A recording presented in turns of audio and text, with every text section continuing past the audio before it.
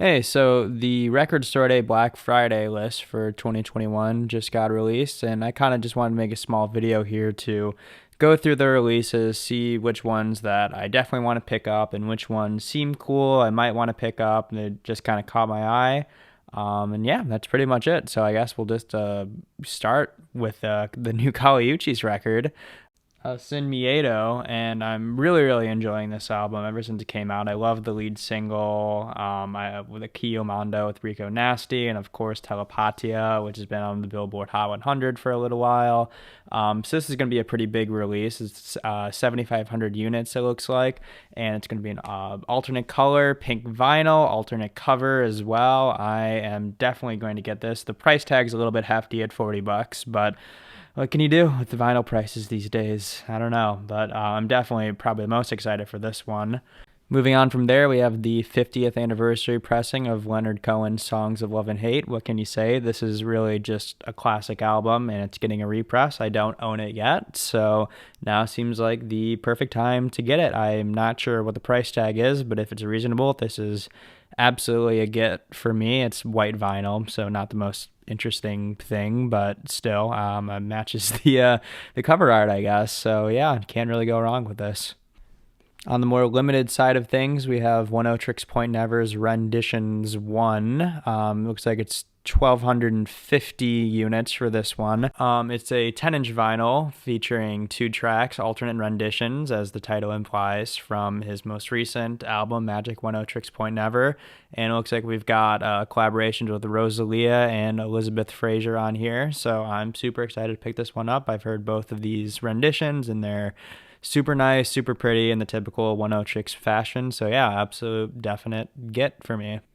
Moving on from there, we have the Spoon release, which currently on the website is blank. It's only 2,000 units, which, given other Spoon releases on Record Store Day, I think will be pretty easy to get. But I'm a big Spoon fan, so I'm definitely going to reach for this, whatever it is. So yeah, hopefully the mystery is revealed soon. So now we're going to move on to things that I don't necessarily want to get this year at Record Store Day, but I'm still think that you guys might be interested in. So I want to start that off with the Life Aquatic soundtrack. It seems weird to think that a Wes Anderson movie's soundtrack hasn't been pressed to vinyl yet, but this is the first one. And if you look, the label's actually Disney. I feel like this is as a result of their merger. But yeah, here it is. All of the Life Aquatic songs. I've actually never watched this movie all the way through. I've only seen the first 30 minutes, and I gave up for some reason. But I've heard only great things. I know it didn't receive great critical acclaim upon being released, but I think it's been reevaluated as one of his best. So yeah, this seems like a pretty good release for any Wes Anderson fan. Moving on from that, we have Thundercat. I've always loved Thundercat singles. I've never gotten to any real whole album from him before, but it looks like we're getting a 10th anniversary version of his first ever album, The Golden Age of Apocalypse, limited to 4,000 units. So yeah, I feel like Thundercat, support him. He's doing good things. And in the same vein as Thundercat, I never was a huge Rich Brian fan, but it's always exciting to see a young artist with a lot of fans and excitement behind him finally get to a first press of a record. And that's what's happening with his debut album, Amen. It's going to be 2,000 units. So the Record Store Day website states that the vinyl pressing available first at record stores on Record Store Day Black Friday is on blue and tan color-in-color vinyl. So I'm not sure if this is going to be a repress anytime soon of this color or just of this album in general. But still, it's exciting that this is even here now after, I think, 3 years of this being released.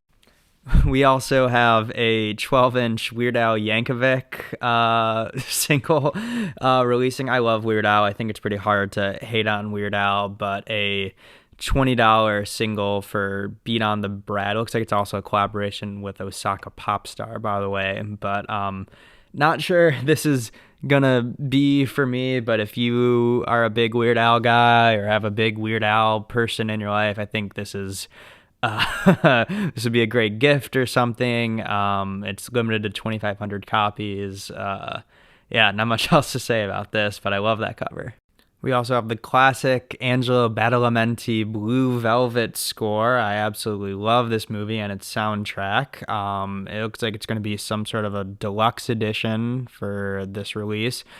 Always super cool to see something like this happen, but I've never been like a big movie score on vinyl kind of person. So if you are that person, this is for you. I think this looks to be a really cool release. I like the alternate art here. And yeah, you just can't beat Badalamenti Lynch collab. He said, "Oh, that's it.